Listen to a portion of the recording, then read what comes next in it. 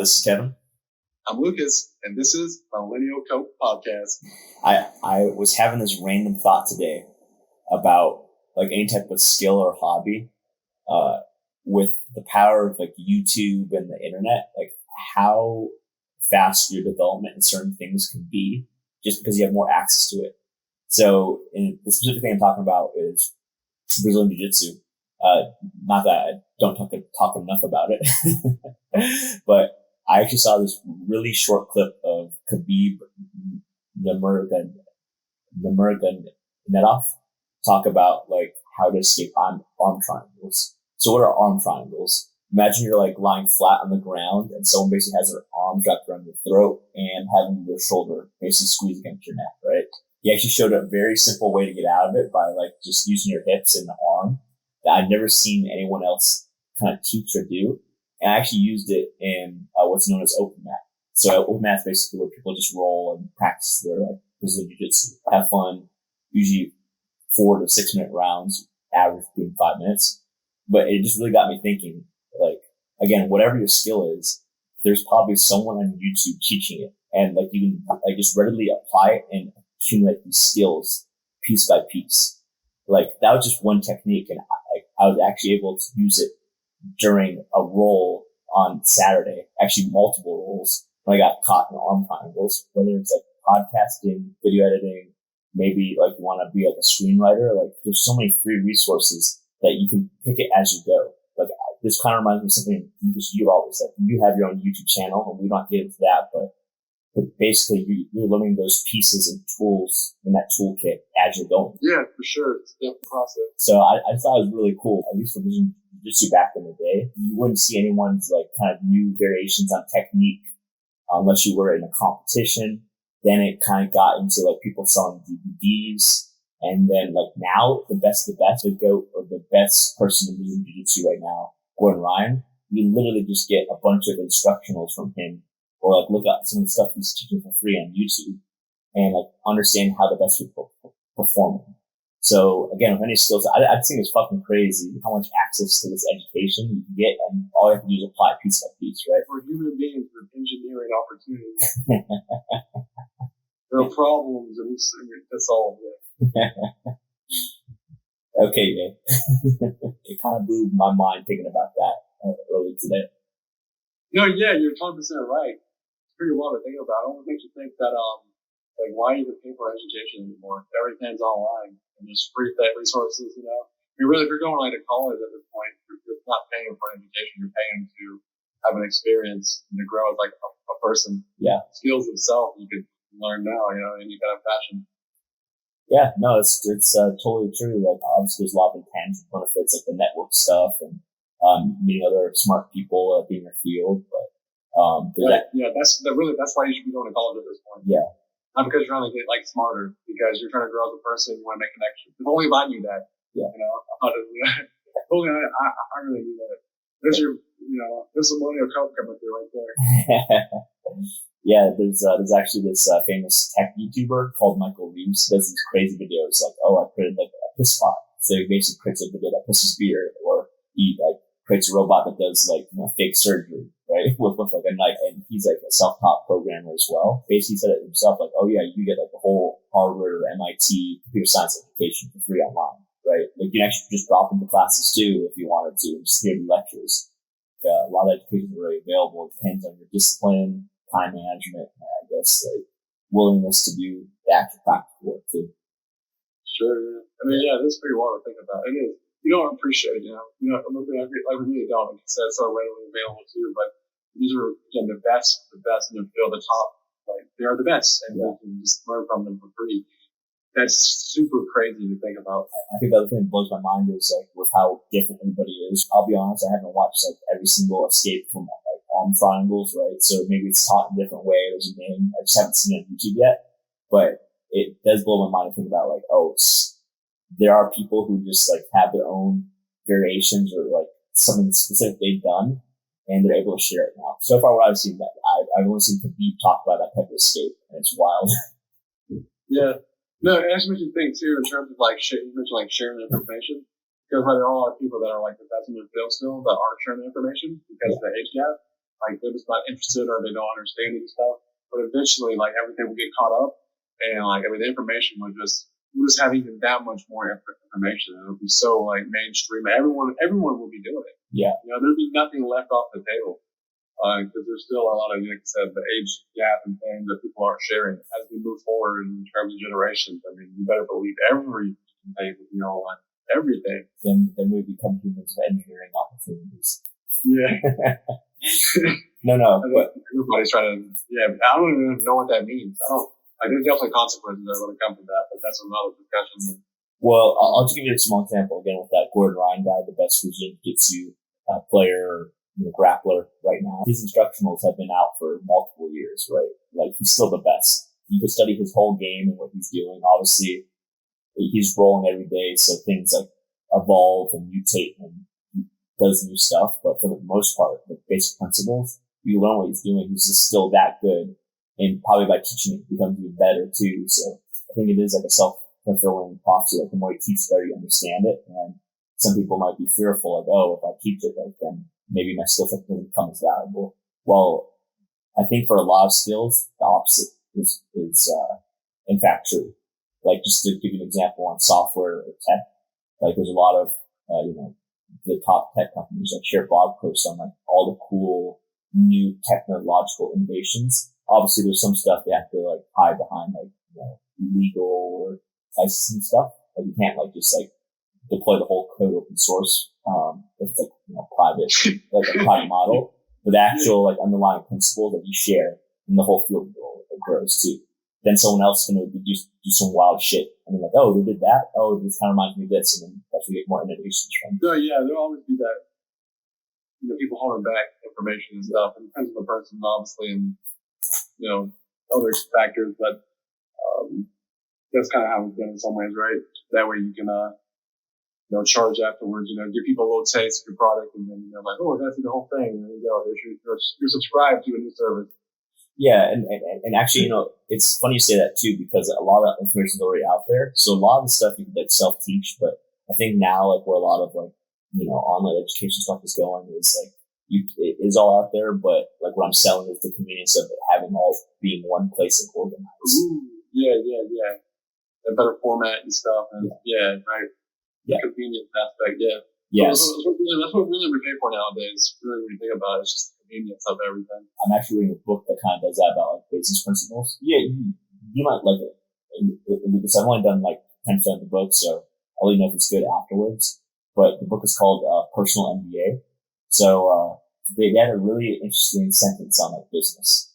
So they break business into 5 parts, but I think the sentence before it was actually pretty interesting to think about. They said that business is just a repeatable process that makes you profit. So, like, he goes into it about systematic thinking. So, like, your mental models, like, he says, like, a lot of people who are good at business, they're able to, like, have better systems than smart people because they're letting the tested and proven systems work hard rather than having to outthink people. So I thought that was pretty interesting to think about. I'm not sure if I fully understand that. The systems outwork other people? Yeah, because it's like working all the time. So for example, he breaks down like business into 5 parts, right? So you first have to see a need in the market, right? So that's like desire, right? So like, a lot of times that's like, oh, you make someone's life more convenient, right? So there's a desire for something to be improved or automated or some value to be generated, right? The next step after identification is to create that value. So for example, like, let's just use like Uber Eats, for example. Like, they're capitalizing on sloth and convenience, right? So, hey, people don't always want to cook. So, we're going to have a platform that connects you and gets you food delivered, right? The third is like to generate interest, which is marketing, right? The fourth is, to deliver that value and, to get the money. So that's selling. And then the fourth step is basically, what was the last step again? It was, customer service of some sort. I forgot what exact phrase you used, but I'll have to look back at the 5 things. Yeah, don't be coming at me if you're not reading. Read the book first, then come at me.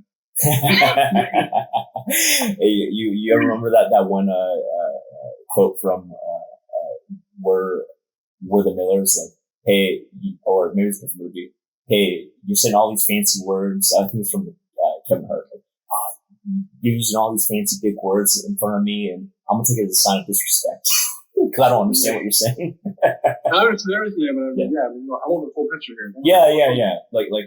But I think what he's saying is, like, in general, with like mental models or systematic thinking, like, you don't need to know every piece of information. You just need to know the principles, and let, like, a system that processes those principles repeatedly do the work, right? So you can, like, go to areas where that is a little bit less unclear, right? Like, I think I misinterpreted the first time. Now I think I get it. Yeah, the systems are out thinking that people, not like a competition thing, but just right, like, people don't want to think, so the system, like, works for them.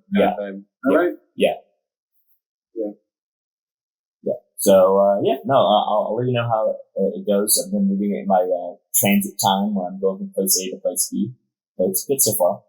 Transit time, I love it. That's what I hear. Maximizing that transit time. Let's go, baby. Yeah. And then my final topic that I kind of wrote down, but I thought would find interesting, is, like, I'm sure you've seen, like, all over the tech industry, there's been, like, for a lot of companies, around like 8 to 20% layoffs, right? So, I saw one of the Meta's coming up. They're doing it this week, I think. Yeah. So there's there's a lot of uncertainty. I actually talked about this with my friend Solomon. Like, hey, like, why are all these, like, layoffs? And I was like, we're basically discussing and saying, like, last year when it was just, like, still a boom cycle, right? Like, this period of sustained like economic outperformance is going to continue. A lot of these tech companies overhired because they had all this capital. So they had all this, like, cash infusions and, like, money from either investors or the stock market. And like, when you're over enthusiastic, right, when the bill comes due next year, then these readjustments have to be made, right? So that's why a lot of these companies are firing a lot of the staff, or doing the layoffs, is because they were over optimistic last year and basically bit them in the butt for this year as we're going into recession. I'm sure you've also seen, like, Joe Biden's Fed. I forgot who the Fed chair is again, so apologies there, but they just increased interest rates. So basically what's going to happen is, like, money's becoming a lot more tighter. People are going to save a lot more. And that leads to, more recessive, or, the economy contracting. So it's going to be harder for people to get jobs. And terrific! That's perfect. Yeah, sorry to. Well, actually, I'm going to send you after this podcast a great video on what is his name? Ray Dalio. He's a hedge fund manager. Actually, has a great, simple 30-minute video, and I'll include it in this YouTube video as well, in the description, on, like, reading bus cycles. But like, similar to confidence, right? Momentum goes up. When things start going down, like, it's gonna go down for a bit until it, rebounds, right? So, yes, I thought it was interesting. Like, a lot of these companies basically had a big party with champagne, cocaine, and hookers, and now they realize, I have to clean up the place, and I didn't have as much money as I had. Metaphorically. Yeah, definitely put the video in. That sounds awesome. I love it. Watch that. But no, yeah, there's a lot of stuff, right? Elon Musk on the crazy stuff with Twitter. I kind of go off that too. I saw something. This is crazy. You see this too. I didn't know this. Apparently, Apple is worth more than, like, Alphabet, which is the parent company of Google. Yeah, they're worth more than Google, Amazon, and Meta combined. What in the? I really didn't believe it. I looked it up and was like, well, what the articles are saying, so I guess that's true. I'll take it. That's true. Yeah. Well, I mean, and that's just a function of the market capitalization. So what is that? That's just the total amount of stock or shares times the current stock price. So right now, Apple keeps on being a cash cow money generator, like basically a money printer. I think I forgot what their yearly revenue is. I can search it when you're talking next, but I think they like regularly have to be generating at least $50 to $200 billion of profit each year. So I have to look into that, but I'll let you know at the, like in the future. That sounds right. You don't want to look it up. That sounds right to me. Yeah. And you know, again, like last year, like, you know, a lot of the companies like Alphabet, Amazon, and Meta, right? I think they were all probably near or above $1 trillion valuation. So basically, investors are just a little bit skittish and less optimistic on their future growth currently. So that's why like Apple's worth all this, because they keep on bringing the cash, baby. Yeah, it's funny. You know what? This is a damn shame, but one thing I always remember by Apple at this point is the CEO, Tim Cook. I still remember that stupid shit with Donald Trump where he called him Tim Apple. So yeah. I always think his name is Tim Apple now. You know, I was about to make that joke too. Oh, you mean Tim Apple? Oh yeah, right. Yeah. Right. So, yeah. No, that's what I always think about Apple first. Like when Donald Trump called his name Tim Apple. Yeah. That's hilarious too. Hey, this is Mark Facebook.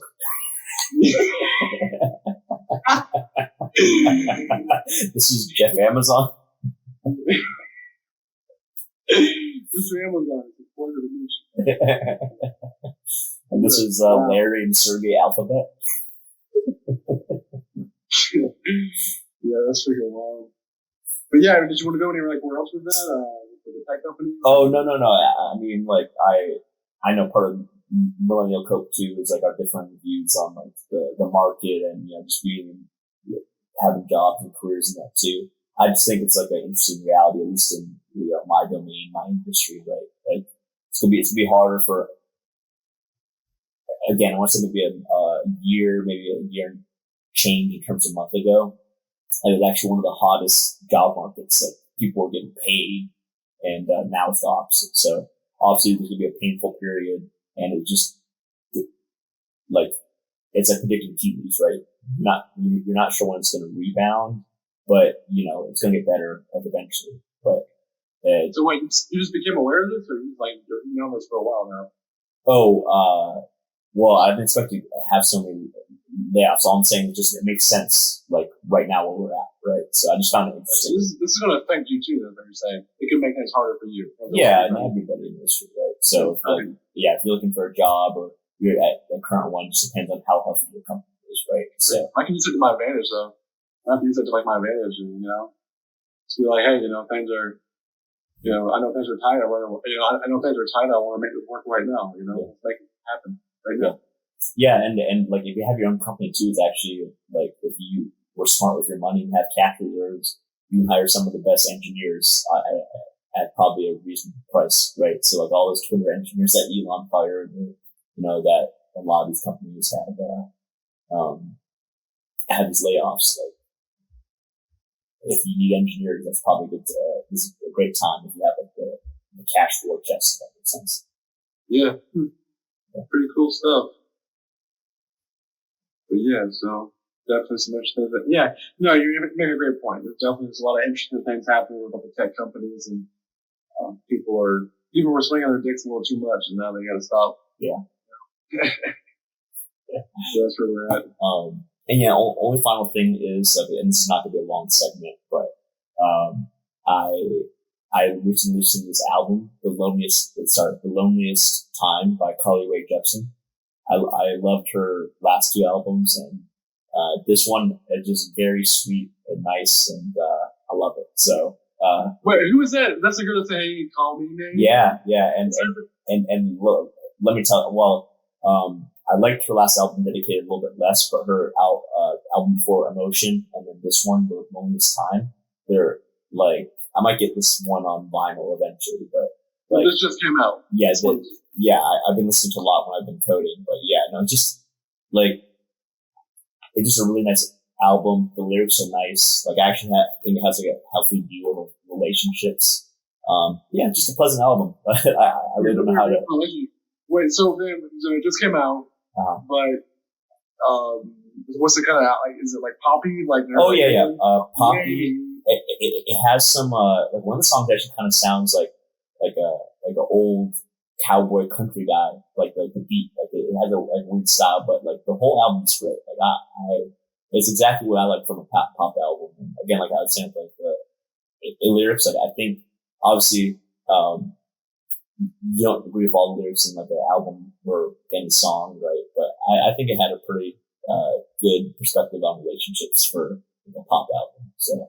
Yeah, what do you mean a good relationship? Well, what's a good relationship? You're talking about something that's now, what are your views here, Kevin? In front of the audience. Yeah. So what I mean by that is, like, for example, like, she's. What's a healthy relationship for you? Beating your wife or?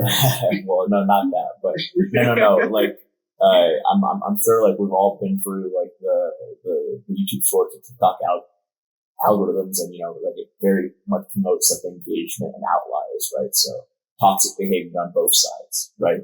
So I think what's nice about this is like at least the themes I'm getting from this album, it really promotes like honesty. Like one of the songs is literally called "So Nice," and like she's listing all the qualities of I'm not sure if it's her boyfriend or fiance or husband, but it's just really nice to like hear that type of stuff, right? So like what about song that like surrender my heart? You're saying that she's able to kind of see things from both sides. No, instead of looking at the record on both sides. Yeah, like I think it was like a nice reflection of herself, like maybe the baggage she brought from maybe past relationships, like how she's grown, and like she identifies a lot of the great qualities in her partner, right? And like it's hard to wrap it in a nice succinct package, but like when people make mistakes, right? Like I think one of her songs talks about forgiveness, right? One song's more playful about like all the bad dates she's been on, like kind of like tongue in cheek, making fun of like like stuff like the Tinder swindler or something like that.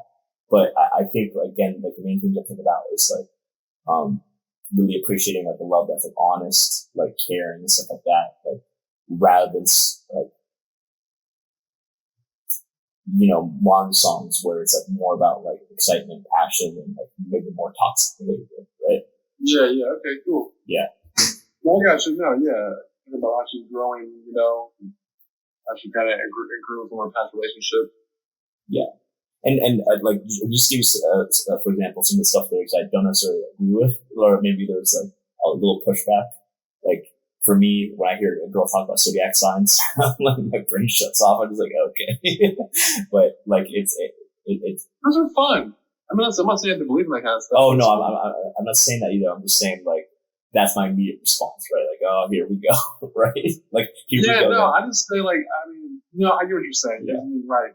But it is one of those things that it's a good conversation with women and like fun to talk about it. Yeah. I mean, it's like these bullshit things. It's good, but I know what you mean. So what you're saying, she talks about the zodiac signs. Yeah, and that's just my personal bias or just reaction, right? And then the second one, like I get what she's saying, but like I'm kind of like a big proponent. Like you gotta be careful about the way you talk about yourself. So she's saying like one of the things is that she's saying that she was appreciating about her partner is like, oh, like you give me confidence, so I'm confident in myself, right? Like, or I get my confidence from you. And, I get what she's trying to say. Like, her partner is very supportive, but like, I think the confidence should be like internally, right? Like, where, hey, if someone helps you be confident, it's more supporting rather than that's where your source of confidence is coming from, right? Gotcha. Yeah, no, she messed up there. She's gonna fix that. Hey, I'm not telling her to fix that. I'm just saying that, like, that made me think, like, okay, like, but the rest of the album's great, right? Like I think the lyrics. No, yeah, to like it and stuff. Again, nothing I gotta look into here. You need free content, man. You got a YouTube video to watch after this. I got an album to look at. And dude, it's just like a nice, pleasant album. Like dude, it feels like if I had to describe it as like a season, right? It would either be spring or fall. Like just pleasant, it was a very fun album. Oh, cool. Well, too bad we're entering winter here soon. Well, it's still fall. It's still pumpkin feels spice like latte season. spring. It feels like we're fall, but it feels like spring. Yeah. So it's both. Now I know where you got that from because you're literally your mind is fall and feeling spring, and yeah, right now you're happy. Yeah. Yeah.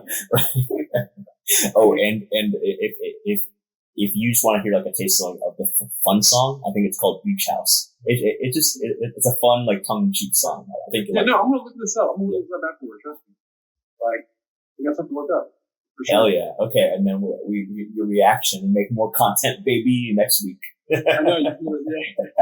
No, right? It's all just branches out, man. It's crazy. No, like it's kind of funny. Like our minds are more oriented to this now because like Lucas, remember a couple of weeks ago we had a call about you like, starting a little bit of the Lord of the Rings, and then I was telling you, hey, you need to stop because we might get future content. But hey, to be fair though, I ended up watching it. Oh, I mean that's totally fine, but like you're right, you're not wrong, but yeah, I mean I don't want to get the wrong. That's his own conversation. Just long story short, I absolutely do think The Hobbit is better than Lord of the Rings. Lord of the Rings puts me to sleep. I'm not saying it's bad, but it's not really watchable. It's not really fun to watch, man. Yeah. It's like Game of Thrones without the political intrigue, you know? Yeah. It's still good. It's still good, right? It's still good. It does a lot of great things, but The Hobbit's just superior. I feel like. Yeah. I've been getting really into like when I'm have stuff in the background or like I'm doing cleaning or like just kind of moving around the apartment. I've been listening to a lot of like the Game of Thrones lore, so I might want to start reading those books when I have more free time. What, Tolkien's books or Game of Thrones books? George R. Martin. Game of Thrones. Yeah, George R. Martin. Yeah, no, his book is crazy. His stuff. Yeah, someone was explaining the stuff about like Westeros, like Aragorn, how he conquered it, and like essentially like came back there to like live there because that was like the first place like he conquered, you know. Yeah. So that's why he chose that place. And it's just really cool shit like that. Yeah, like one of the really interesting things, and we move on to some new topics too, is like some of the lore of like the creatures of magic and Essos, or the eastern part of the world. Like it's very Lovecraftian. Like so, you played the game Bloodborne, right? Yeah, that's one of the best games by Miyazaki. Yeah. So that's like Lovecraftian monster design, right? So like not only do I want to read like Game of Thrones books, like the 5 that are out right now, I also want to like read some more of the Lovecraft stuff. But I love that those themes of cosmic horror and existential dread. I think it's right. Well, hold on. So wait, these are different from the Game of Thrones books. These are something. It's the same universe. Same universe. Like it's more hinted at or alluded to, like what's happening out with Essos, in the Game of Thrones book. But like George R. R. Martin is very inspired by like H.P. Lovecraft, so that's why it's like Lovecraftian. So it's like all these like crazy monsters and that. Because that's one of the things I've always felt I was lacking. Because listen, George R. R. Martin's fantastic. He made a wonderful world, but I mean, Tolkien beats the crap out of him in just about every other regard. Yeah.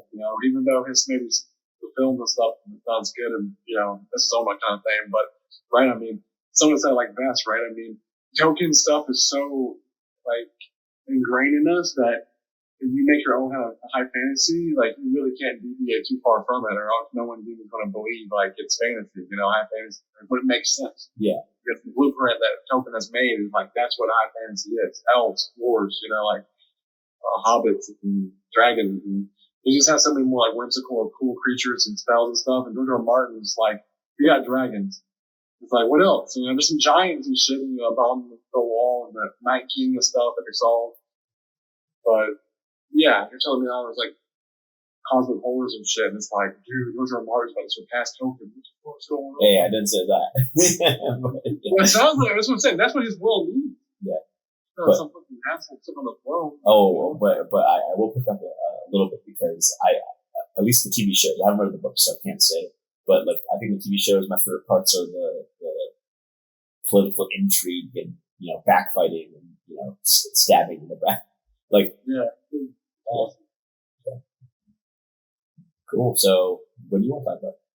No, yeah, I lost some stuff, but just want to talk about things I'm really interested in right now. Yeah. You ever heard this before? EDC? You know what that abbreviation is for? Electric, EDC? Something? No. Shit, I don't know. Like one more guess, but you've never heard it before, so I guess it's pointless. Okay, so you never heard it. You never heard it. could you give me a vague hint? Yeah. It has to do with like minimalism too. It has to do with minimalism and like everyday life kind of stuff. Eliminate distractions. I don't see this. No. Okay. Yeah, you never heard. You never did. Okay. I'm not sure why I did this, but it's for it's even a survey report. You can look it up. Like, yeah, I immediately look it up as I heard about it. It's called everyday carry. Everyday carry. Okay. Yeah, everyday carry. It's essentially like, that's why it's like minimalism, right? It's like the bare minimum, like what you should be carrying like every day. Mm-hmm. And like people have like a different kind of, what they want to carry with them. They kind of like, gives them, like social structure and economic structure and like this good feeling kind of stuff, right? From like a wallet to a flashlight to a knife, but the reason why I mention it is because, right, we're going to be traveling. And one of the things I knew I was going to have to get, and I wanted to definitely get to though, and you can actually go into more, detail on this because you've been traveling more recently and stuff, but like a sling. Mm-hmm. So they're basically called like everyday carry, like EDC slings, right? Okay. Like the shoulder straps and stuff.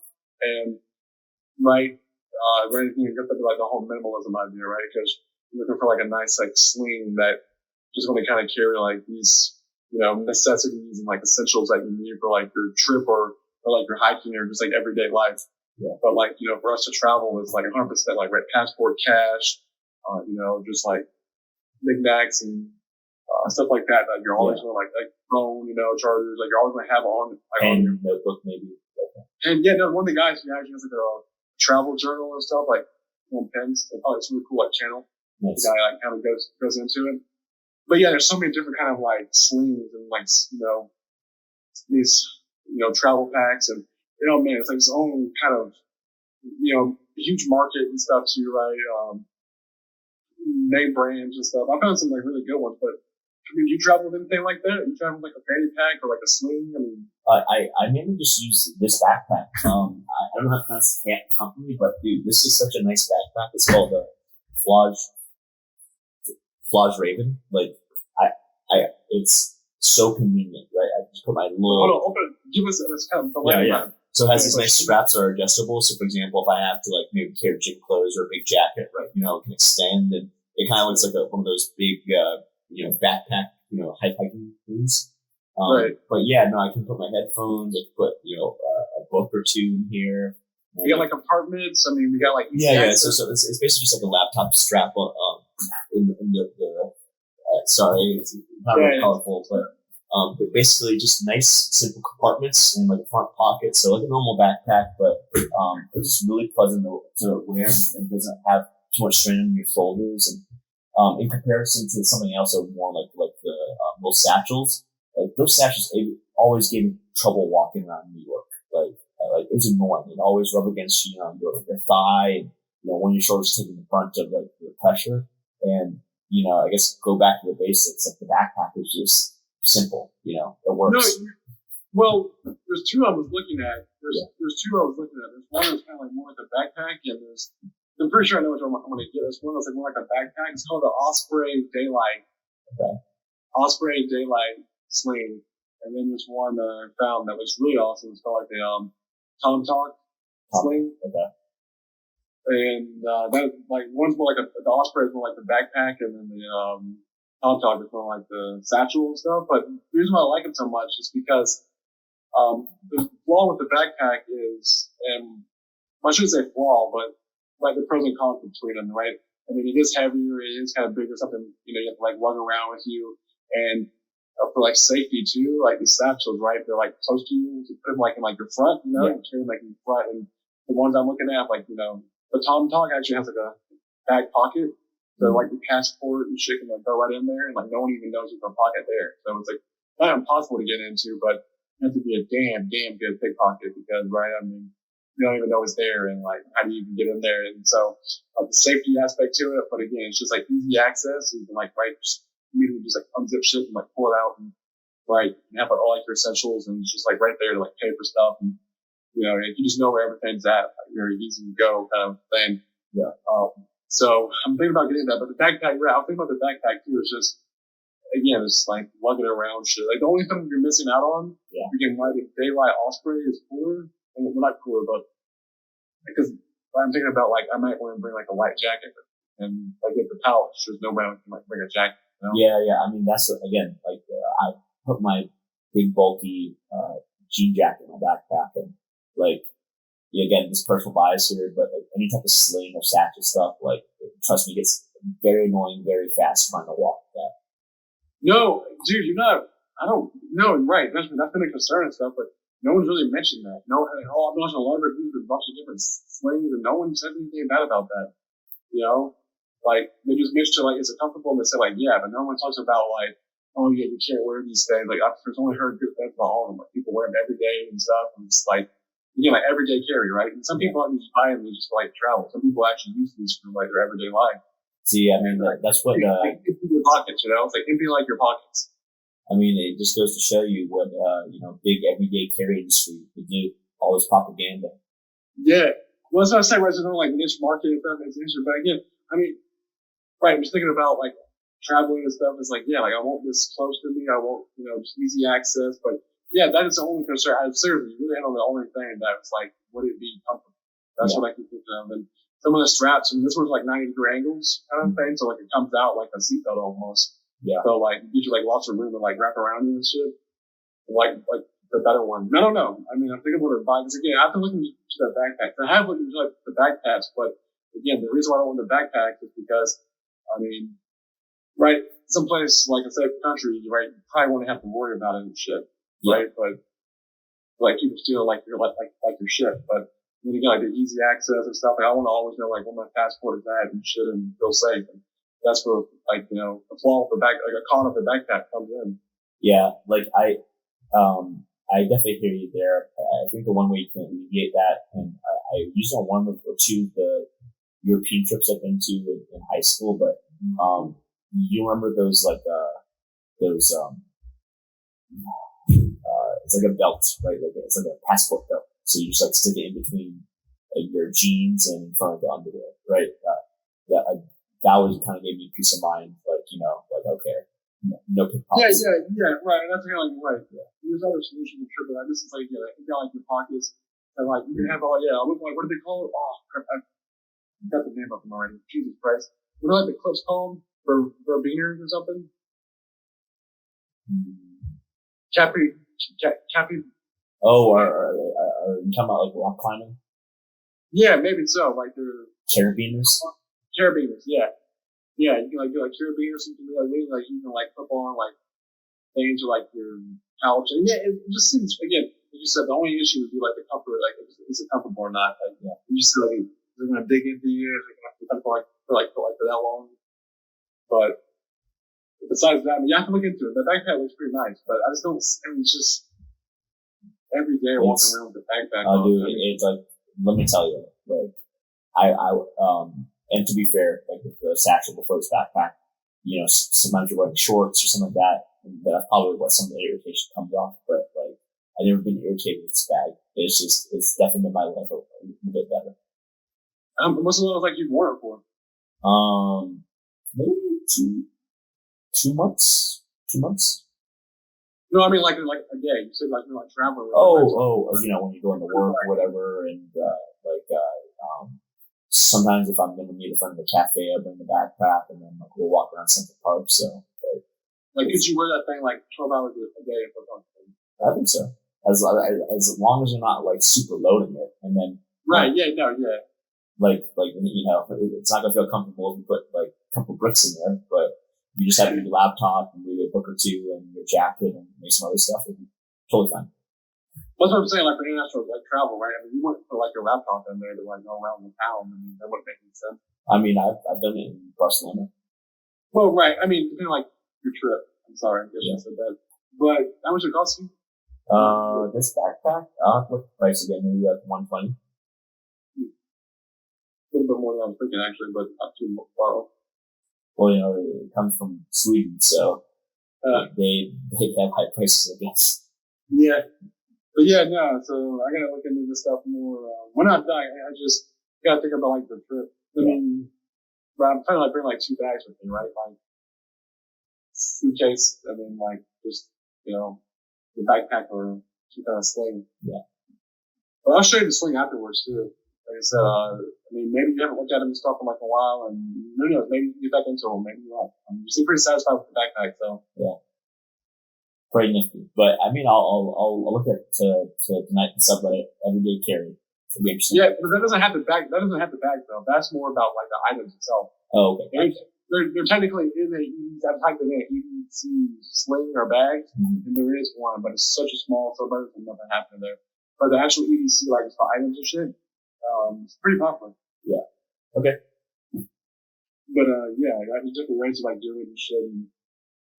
And the slings are just like one solution. I've seen backpacks, too. And I do like the thinking it enables, just like when this everyday carry, like you only need a couple essentials, right? It reminds me. Right. Reminds me of those. Like your pockets. Yeah, it reminds me of those YouTube videos of like, what are the 10 things you can't live without? Yeah.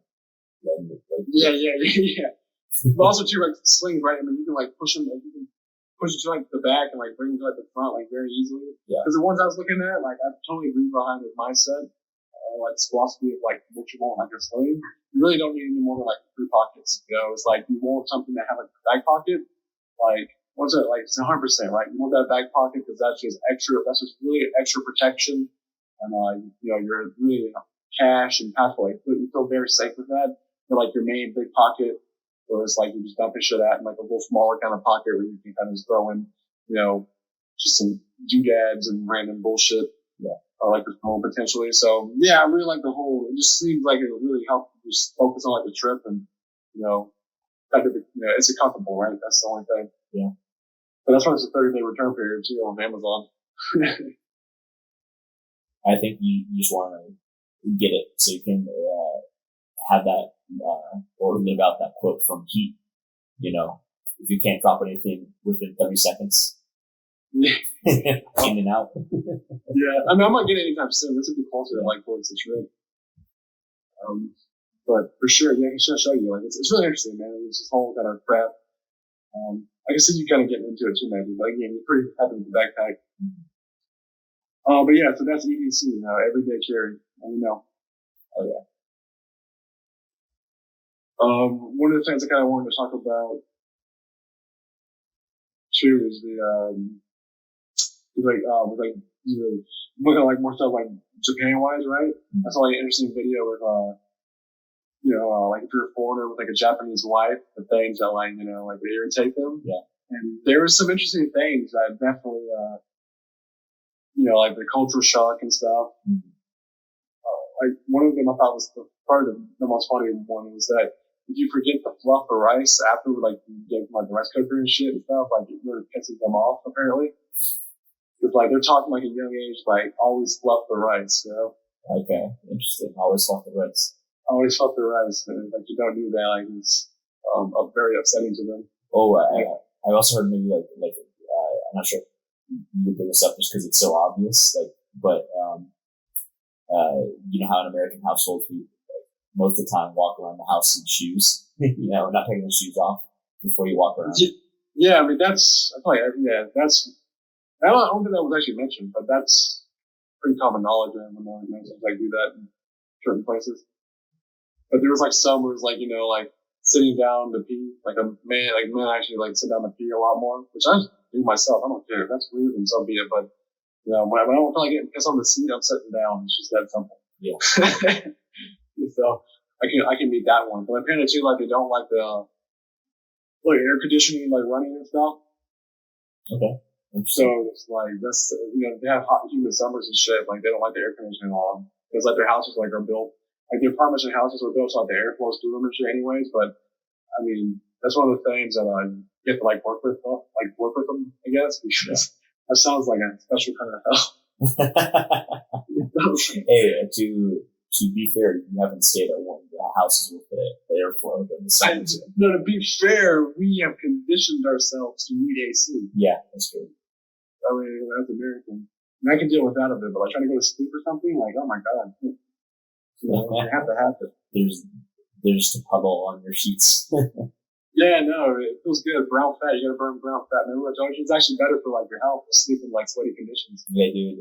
Let me tell you, like, I have a genetic predisposition, or maybe like just like a great gene of how much I sweat. Like, I'm happy with how much I sweat. No, we both have that. We both sweat. I mean, we do. We both sweat. It's true. It's like we're burning that brown fat. Right, you gotta have a cold or like you sleep and stuff, and it's actually promoting cancer growth. Yeah, and your skin looks nicer too. You know, the more you sweat, clear stuff out, right? Yeah, exfoliate and stuff. Toxins out of the bullshit. But yeah, so just getting back to kind of like the Japan stuff. So I'm seeing like through my algorithm is so like just wild at this point. Everything I see is just Japanese, and there's like this Japanese like vlog. I see a bunch of like bloggers. One I keep seeing like this girl. She's like what living alone in Japan is like, and she's like in her early 20s, and I mean, it seems like she might as well be like a millionaire or something, Oh, really? Yeah. I mean, no, she's probably not, but I mean, yeah, like every damn video like she has, she's like, it's like this, totally like, pretentious field, like the vlog. Like every day she's just, she's in Tokyo, and every day is just such an amazing adventure, and it's just like living like her best life as like she's like 22 years old, or 22, 23 years old, living like her best life. She's like going to like a coffee shop, and this coffee place is really good, and she's like going there. She have like this like 200, like looking like something like $300 headphones on. She's like, I listen to like my favorite podcast. Like, it's like this, like this pretentious, like. It'd be hilarious if we podcasters would get really good podcasts. Yeah, well, it's like you get that same kind of bullcrap about like I wake up at 2 a.m. to like work out and shit. Yeah. But that same kind of like vibe, expecting her to like start talking about like I take out like my journal, like my self care journal to write into it, how much I love myself.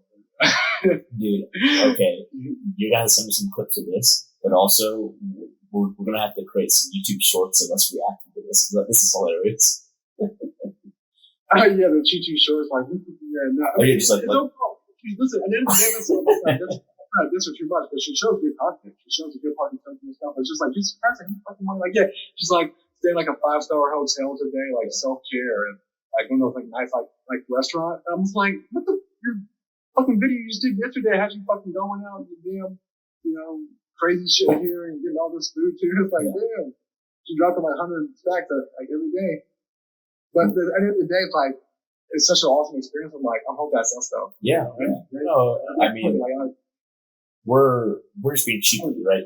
Like we're just teasing good fun, right? yeah. It's just like, at the end of the day, it's like, listen, I hope that's me when I'm there. I'm straight up. I'm dropping, sure. So nothing's getting held back. I'm dropping all kind of money. I mean, we're making sure nothing less off the table. Yeah. But yeah, man, it's just. Yeah, it's just like she's 23 years old, and every day it's just like a new experience for her. She's just living the perfect life. So good for her. Nice. Well, yeah, I definitely hope that's us. Yeah, no, it is. 100%. Again, like, oh yeah, we got some great things lined up. It's gonna be crazy. But in terms of the other like Japanese stuff, because I seen that picture earlier about the cooking that I did. Yeah. Like, dude, I feel like I found like a hack. I found the hack, man. Because I was looking this up with like vinegar, and it's just like, man, like why, like to make the sushi rice. I honestly don't know how I could do it, but I just like, I make rice with like my rice cooker with like bone broth a lot too. Yeah. I was like, I started trying to like look up like what happens if you make it like vinegar. So literally like I did like half a cup of water, like a half a cup of vinegar. It's a lot of vinegar, It's a lot of vinegar, but dude, the rice came out so sticky and it was so like amazing. I tried like again today. But this time I didn't like soak the rice like long enough, so like I actually needed to add like more water and stuff. I used like the rice vinegar this time. It's just like this is it. And like I cooked like my chicken and like rice vinegar and like soy sauce too. That turned out like really good. But what I did was I put the rice back in. Like I had like a little rice left, and I put it back in the pan where all like burnt stuff was at, like good like flavors soaked into like a steel pan. And I mixed it around. And I was like, "Ooh, this food is so good." I was like, "Holy shit! I should have done this from the start." So now I know how to soak. I know now to soak my rice longer. And then I'm gonna put like a half a cup of vinegar, and do my shit, and then cook it right back in like the pan. I'm probably not gonna cook it in like the pan, just combine like all the rice with like the whole pan and get all those flavors like soaked up in the rice. And it's gonna be wild, man. Did you remember the fluff the rice? I did, yeah, of course, yeah. I fluffed the rice. Yeah, and I ate the whole meal with my chopsticks too, by the way. Hell yeah, and it's feeling more natural.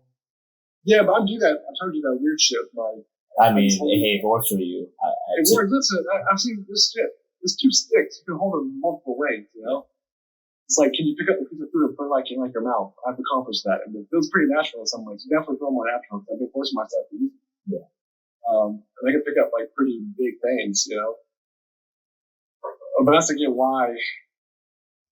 At the end of the day, like the fork is just like superior, because there's no like bullshit around a fork. Yeah. But the chopsticks, like, yeah, I think there's like a discipline component too, right? Because you're forcing yourself to like not eat as fast. But also remember, because right, all their foods are made for the chopsticks. That's one of the I think people get into problems with like learning how to use the chopsticks, because they think they're supposed to like go to pick up like any kind of food. But you gotta realize like they're only using the chopsticks for like small shit, pieces of meat that have been like really cut up and like prepared for chopstick. Like they're not sitting there freaking eating like a steak, that's not cut, it's like not cut up already, Yeah. You're not trying to sit there and cut a steak with a chopstick and like or whatever kind of crazy bullshit. But yeah, it's all like small cut, pre-prepared shit.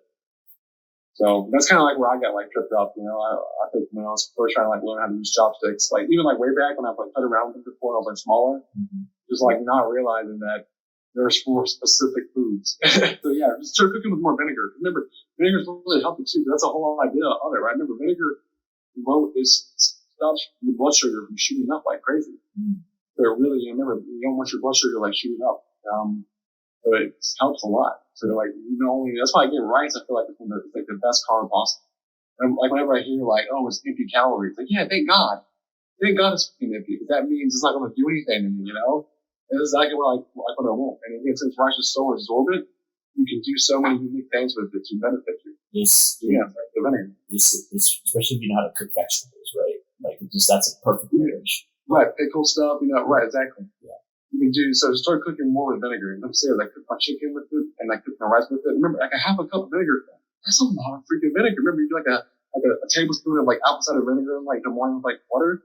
That's not a lot, but I mean, half a cup of vinegar and like, you eat like half the cup, you eat like half the rice, like a cup of, like you use a cup of rice and like half a cup of vinegar and like eat half the rice. I mean, that's still already more vinegar than a lot more vinegar than like a half a tablespoon. Like that's a lot. That's why these Japanese people are so freaking healthy, man. It's like they eat so many carbs, how they're so thin, because like 90% of their food that they're eating anyways is made with vinegar. Like they're eating lots of different foods to like stop the blood sugar from like shooting up. So, if you were to eat a potato chip, it has to be salt and vinegar. Yeah, maybe that's why salt and vinegar is my favorite potato chip. Maybe that's why, yeah. I mean, it really is interesting. I should look up like how many people in Japan are diabetic. That would be 100% like the end all be all. That would honestly be an end all be all. How many people, like the percentage of Japanese like are diabetic? Let me look that up. Percentage of Japanese diabetic. Especially versus the United States. I mean, I think we definitely want to have like, see it compared to just getting like a blank statement from like just the country itself. I don't think we do justice, but it probably could anyways. Okay, so, blah, blah, blah, statistics, propensity of Japanese diabetes is lower than Westerners. Japan, 3% in both men and women. United States, 31% in men and women. Oh, sorry. 31% men, 33% women in the United States. Versus 3% in Japan? Yeah. That's wild. Yeah, that is pretty big. That's wild. That's I guess I low. Use some more vinegar. Yeah, man. So yeah, right. Vinegar is so good for blood sugar and just so many other like health benefits.